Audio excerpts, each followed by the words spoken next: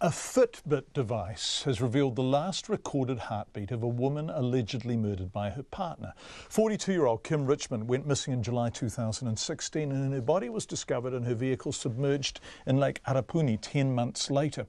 Her partner Cory Jefferies, who's 46, is on trial for her murder in the High Court in Hamilton. And our reporter Andrew McRae has been there. Cory Jefferies has admitted causing the death of his partner Kim Richmond, but denies murdering her. The Crown says Mr Jefferies killed Ms Richmond on a short late-night drive home after a function near their farm in South Waikato. Prosecutor Ross Douch says her Fitbit device recorded heartbeat, and while it was never found, it automatically downloaded information to the cloud, where it was later recovered.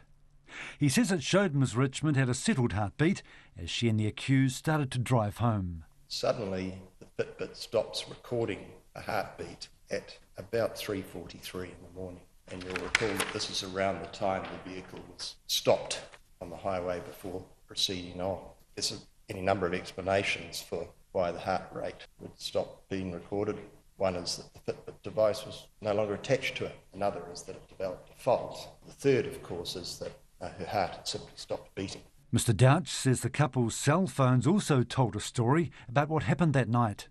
Their vehicle stopped on the road for a few minutes and then started moving again. It doesn't go home, it goes to the area of the boat ramp at Lake Arapuni, and there's a period of pause there. The phone of Ms Richmond didn't travel on. It stayed back in the area where the vehicle had stopped for those few minutes.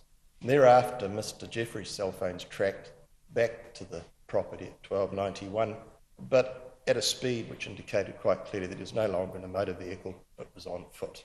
Mr Douch says Mr Jefferies then began his ruse that Kim Richmond had driven off and left him. The Crown says Ms Richmond had developed a romantic relationship with a neighbour, Alphonse Tebrake. Mr Tebrake told the jury Mr Jefferies had discussed it with him and that the accused said he wanted her gone and had threatened to kill her. Under cross-examination by the defence, Mr Tebrake says he wasn't 100% sure Mr Jefferies had used the words "kill her." Prosecutor Ross Douch says the actual cause of death hasn't been established as Ms Richmond's body had been in the water too long. When it comes to working out what occurred and why, you need to look at other circumstances and other evidence and draw conclusions from that as to what must have been in the mind of the defendant, who quite clearly brought the consequence of death about. His conduct afterwards makes that abundantly plain, does it not? Mr Jefferies' lawyer Thomas Sutcliffe told the court that the couple's 26-year relationship had been going through difficult times, but they had spent an uneventful night together at the social function. He says on the 7-minute drive home, something happened between them. The available evidence will show you that whatever it was, it appears to have been relatively brief, in a matter of minutes. But whatever it was, it resulted in the death of Kim Richmond. What you can accept is that he is responsible for Kim Richmond's death. The defence say that in that instance that Mr Jefferies is therefore guilty of culpable homicide in that he committed the offence of manslaughter, not murder.